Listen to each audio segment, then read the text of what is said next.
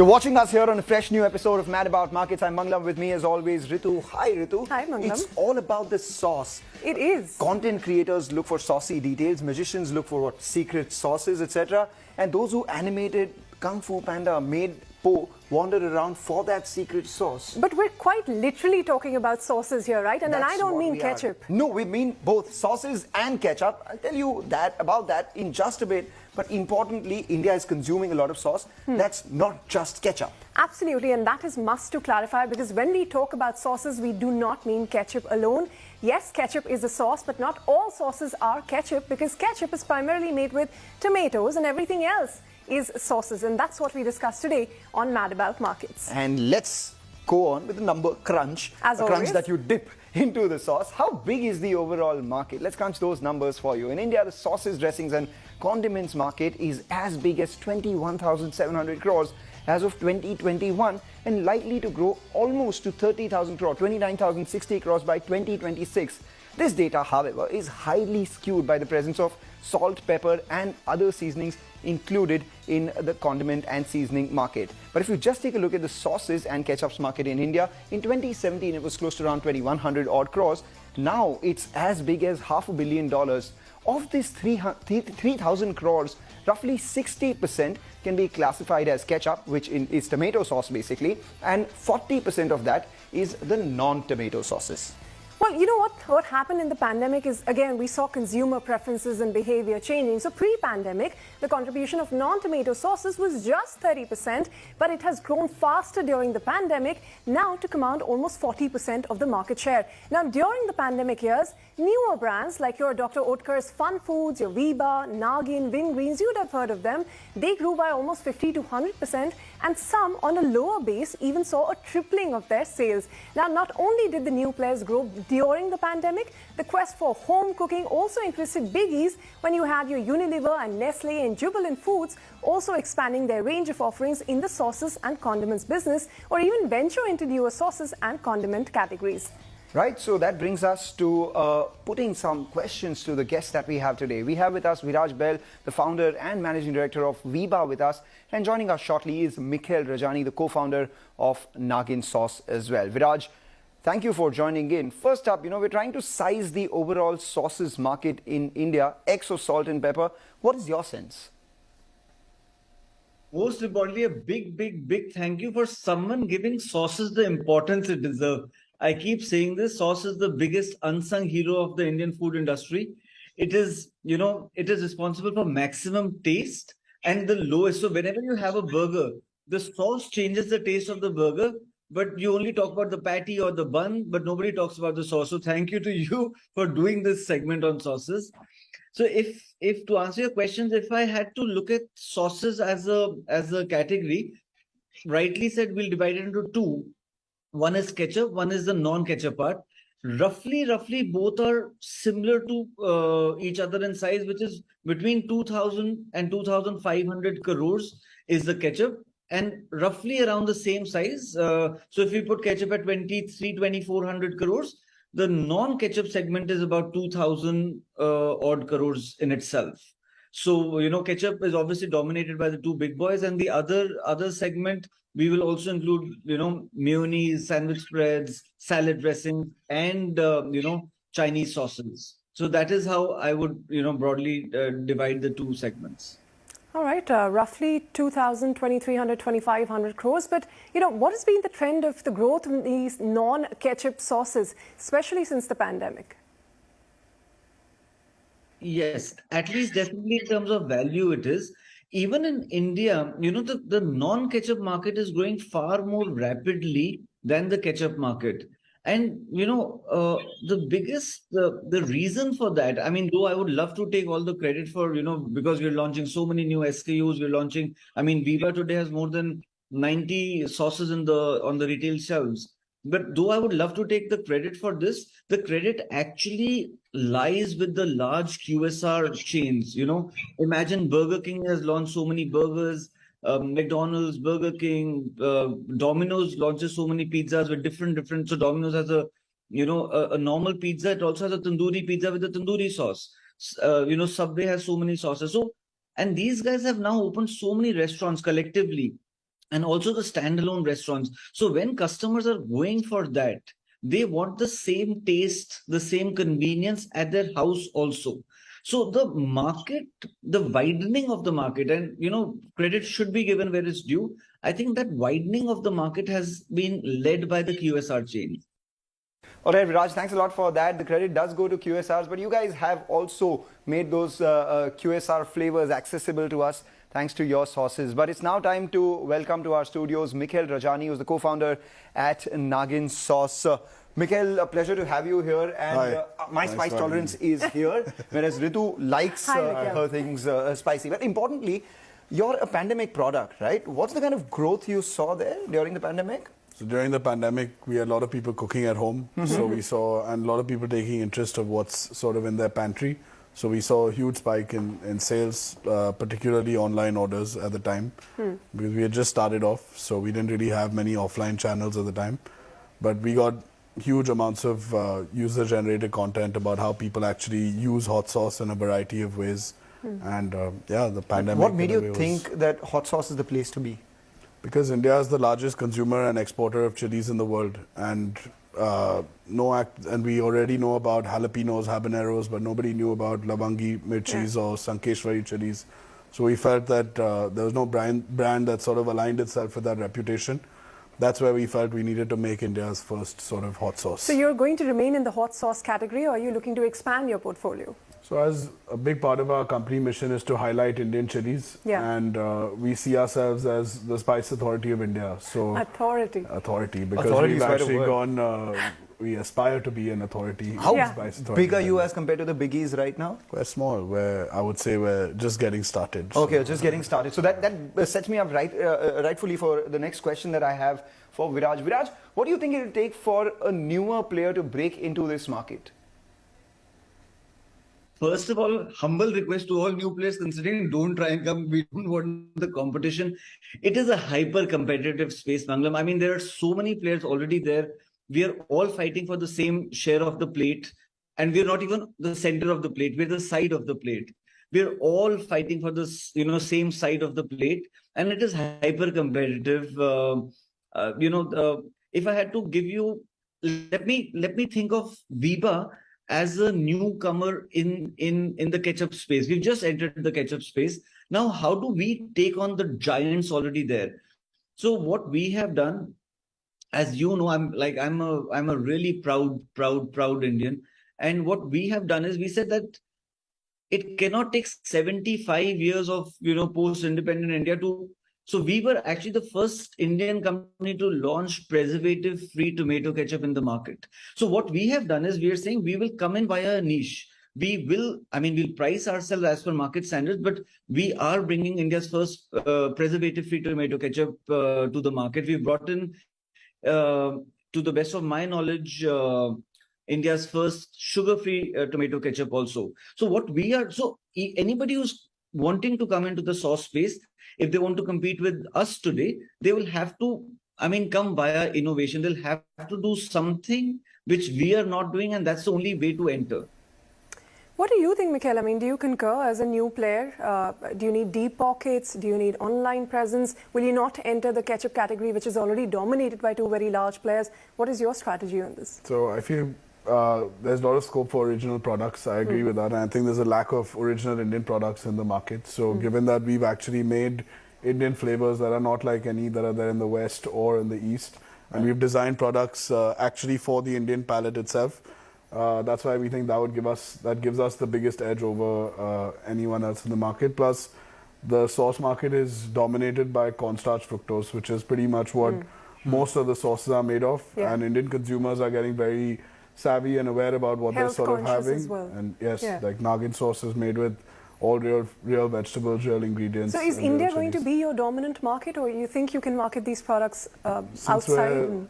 Since we're the first Indian hot sauce, we want to establish ourselves here as well, but we're in 6 other countries now, and this is all from interest from their side to actually connect with Indian products. And you say local Indian flavors, etc., it's not all hot, or are you looking at the hot sauce space itself? So we're looking at Indian spices, so not necessarily spicy. Our new product, the 65, is pretty mild, inspired from Tamil Nadu. So all our products are deep-rooted in Indian nostalgia. So something that's familiar to Indians, but like the most advanced version And of is it going to be only sauces or? No, we plan to go across a range of products, sauces. We're doing a range of cooking sauces as well coming up. We have condiments. We have a spice mix range, which is out soon. And some more that I can't name right now. Chutneys and pickles. Hot sauce is an advanced version of chutney anyway, so it's Right, we're so- not that far. You know, let's talk about the ketchup market in India itself. It's dominated by two large players and a very long tail. Between HUL's Kisan and Nestle's Maggi lies almost 90% of the market, and then you have the others, Cremicas, Veebas of the world. The non-tomato ketchup space, that is the sauces space, again has two large dominant players. Veeba and Fun Foods account for almost 80% of the share. We have Wingreens at about 6%, and the others, including Naagin, are at about 13%. But what really stands out over the last few years, Indians have taken to mayonnaise, and how. It's a market that is expanded from just about 300 crores in 2017 all the way up to 600 crores during the pandemic, and as we speak, by the end of 2023 it's likely to be almost 800 to 850, closer to 900 crore sort of market. So that's tripling in just about 5 years, Ritu. But you know, Manglam, it's not just an India thing. It's actually a trend that is shaping globally as well, because you know, mayonnaise is the largest chunk of the spice and condiment market, with ketchup and other hot sauces occupying the second and the third place, mustard far lower at the fourth place. Now, in India itself, despite the stellar growth rate that we've seen, mayonnaise penetration is just 22%, which implies a serious headroom for growth. In fact, the most penetrated products are ketchup and chili sauce, almost 65%, followed by packet chutneys, 32%, salad dressing, mayonnaise, and dips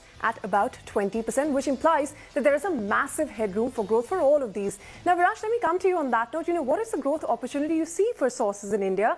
And is Veeba looking to penetrate other categories like we were asking Mikhel as well? I think Veeba now, with our distribution might of more than 650 towns, much more than 100,000 outlets where we are available. Today we are not going deeper because we don't have the product range. So tomorrow, hypothetically speaking, if we, let's say, launch a biscuit, our distribution is already reaching to, let's say, in your locality, if there are 10 shops, we are only giving the Southwest Chipotle to three out of those 10 because the other 7 can't carry it. It's not that our distribution doesn't reach there. So tomorrow, as we go a bit more mass market, so tomato ketchup is one step in that direction. Because now from 3 out of the 10 shops in your locality, we might be able to go to 6 out of the 10. So that is how we plan to now increase our distribution and depth in that particular retailer. So yes, in our story, our aim is to launch, I can't tell you the categories right now, but our aim is to launch 2-3 new categories over the next 3 years and take Veeba deeper. As we're getting scale, now it makes sense to do something which is slightly more, for example, ketchup. It is obviously much more widely accepted than the sauces that we've been doing earlier. So ketchup is the next step, and then after ketchup, the next category will be slightly bigger than ketchup, and after that, the next category will be slightly bigger than that as well. So that is our plan going forward. You guys are acting, quite elusive. Both Mikhel and Viraj are telling us that they're looking at newer categories which are bigger. Not telling us which ones. Maybe we'll have to wait for them to be at our shelves, etc., or maybe online, etc. But it has definitely whetted our appetite to know what you guys are doing. But at the same time, we have deep-pocketed competitors, Viraj.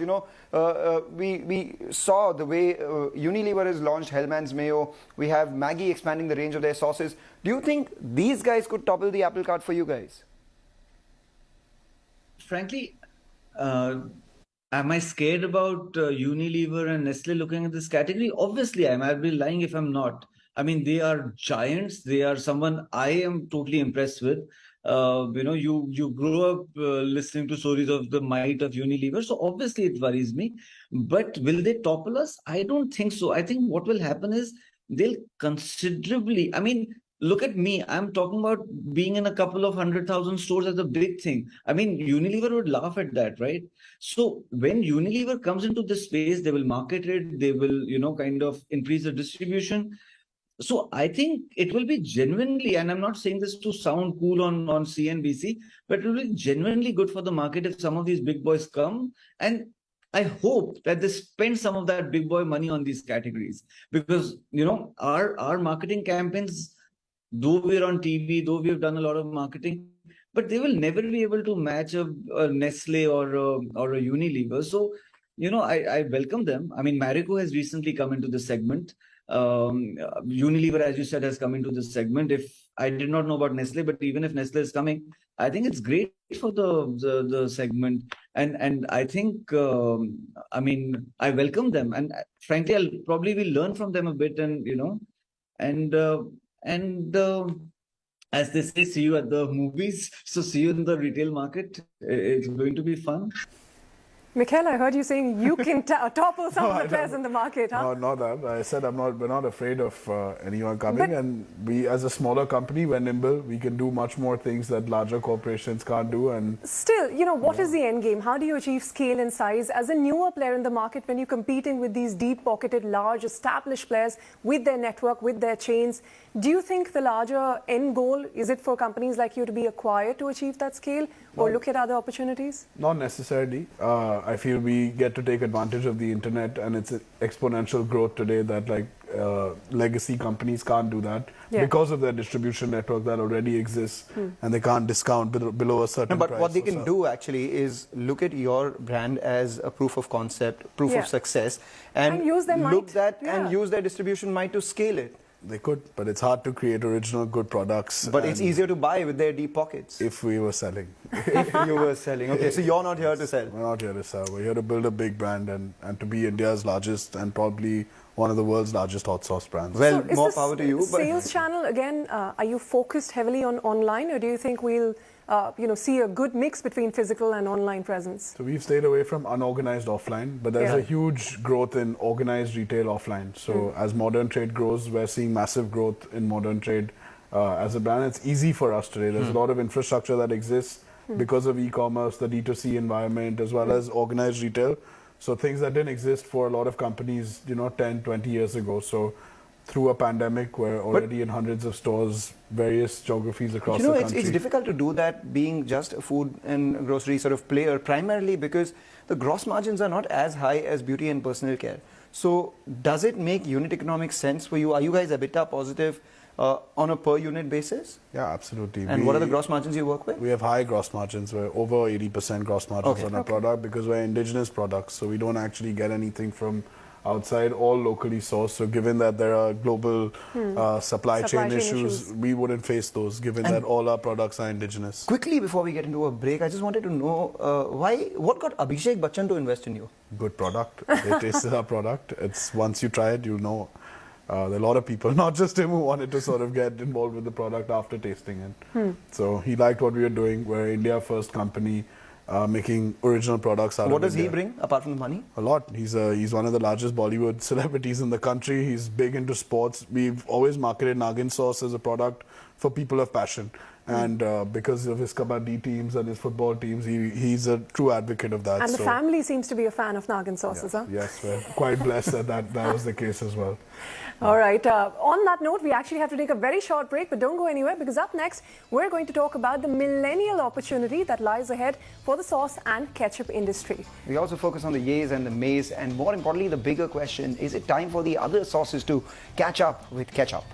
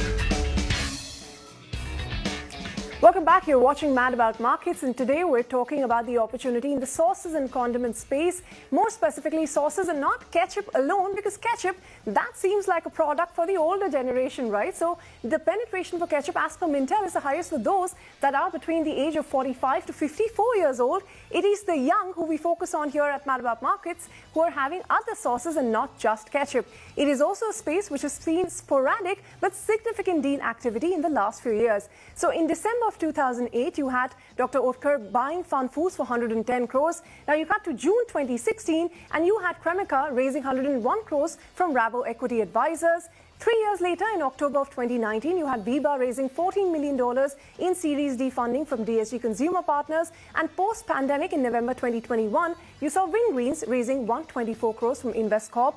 And the most recent deal, that was in August of this year itself, where Naagin raised about $1 million from Abhishek Bachchan, HNIs, and other investors. Since we have Naagin here, how easy or hard has it become to raise money from investors for the industry, especially given the macroeconomic environment that we are in, where money is not really easy or cheap anymore? So it's a good time to be a founder, I would say. There's a lot of dry powder with VCs lying there right now to build businesses. However, they're very particular about the type of businesses they invest in. So you have to have a good founding team, solid unit economics on your product, and a good path to profitability. But if anyone sort of checks that boxes and is willing to do the work, it's a fantastic ecosystem now in the startup space in India, and I think anyone with a good business and a vision can make that reality come true. And that brings us to what are the triggers working for the sauces industry, that yays and mays as we usually talk about. It's my time for the yays, as always. The biggest one is globalization. Everyone's traveled and everyone wants global flavors on their plates here itself. And people are willing to experiment as well. And the biggest example of that was when people wanted to look for newer flavors during the pandemic itself. The third one, sauces are now a growing preference for people, primarily because they want to buy it from other brands which are available in the market, as against making pickles, chutneys, etc. at home itself. Availability via D2C and modern trade channels have been a big driver for growth as well. You can get whatever sauce you want at the click of a button on your phone itself. And new local niches. Me sitting here in Mumbai can get access to Ujjalokia sauce from the northeast of the country, thanks to players like Naagin and others who are there in the markets, which are making people aware of newer local niches, and they are catering to those niches. So there are a fair amount of triggers for growth, Ritu. There are, but let me flip the tables, all right? Because this is a very competitive industry. You know, you have newer players entering by the day, and like he said, there is dry powder for those with good business sense. So that is a competitive space. The need for distribution beyond D2C. A lot of new players, especially that came up during the pandemic, have utilized the D2C channel. But then to achieve scale, you have to look beyond as well. The lack of scale in niches, because every few kilometers in India, the taste and preferences change in-house. So that is another challenge for them to contend with. Then consumers also prefer local brands, because this remains a highly unorganized market. You still go to your Kirana stores or your mother's making your pickles. You don't really necessarily always buy them outside. And then, of course, you have the health factor, which is influencing sauce purchases. I, for instance, would not want to buy mayonnaise. Maybe I'd use newer dips and hung curds. So all of these are challenges that companies have to contend with. And that brings us to the bigger question then. Is it time for other sauces to catch up with ketchup? Viraj, go ahead. Other sauces have to catch up with ketchup. I think mayonnaise will be the first product to catch up with ketchup. And also, in terms of value, you have to understand it will catch up with ketchup in value much before volume. Mayonnaise is much more expensive than ketchup, so it will it'll get to ketchup before in value before it gets to ketchup in volume. And then I think the other trend that we're seeing rapidly is chili sauces. Chili sauces, like our stable of chili sauces. Bhoot Chulakia chili sauce, Sriracha, Piri Piri. That is the next big category that we're seeing out of nowhere, Mangalam. I mean, frankly, 2.5 years back, it was a non-category. Only the typical Chinese green chili and red chili sauce were categories. But now, chili sauce itself has become a humongous category. So I would say that is the next category to, kind of it'll catch up with ketchup after mayonnaise. So the two big categories for me to look out for in the sauce space is mayonnaise and the chili sauces. All right, so ketchup and chili sauces, those seem to be the dominant categories, but given the opportunities and the challenges we spoke about, what do you see as the growth potential? Can sauces actually catch up to the ketchup market in India? I think it can, given that people are very aware about the ingredients they eat now. So ketchup, as I said, was cornstarch fructose, and people are moving away from that in general. And also given that there are several industries that are growing parallel to hot sauce. So you look at craft beer, for example, which is also sort of blooming in a big way in India. Beer and hot sauce are a marriage sort of made in heaven. And also ready-to-eat food, which is like, especially you see the rise of ready-to-eat idli and dosa, but it's hard to make a chutney at home. But it's easy to have it with a really good hot sauce. But so. The question I think he's given us a hint about what he's coming up with next, right? No, I Or wish. beer. I don't know. Anyway, but he said that he's seeing, Viraj said that he's seeing a massive trend in the growth of chili as well as mayonnaise. Can we expect a Naagin flavored mayonnaise come by? Yeah, absolutely. We've been working, people already are pairing our products with mayonnaise very well because it sort of tempers the heat. So, yeah, absolutely. But are you getting like co-branding opportunities, etc.? Yes, we've co-branded with a cheese company. There's a Naagin flavored vegan cheese in the market. We've co-branded with a company called Wonder Foods recently, which makes a toom, which is Naagin. It's called toom, yeah.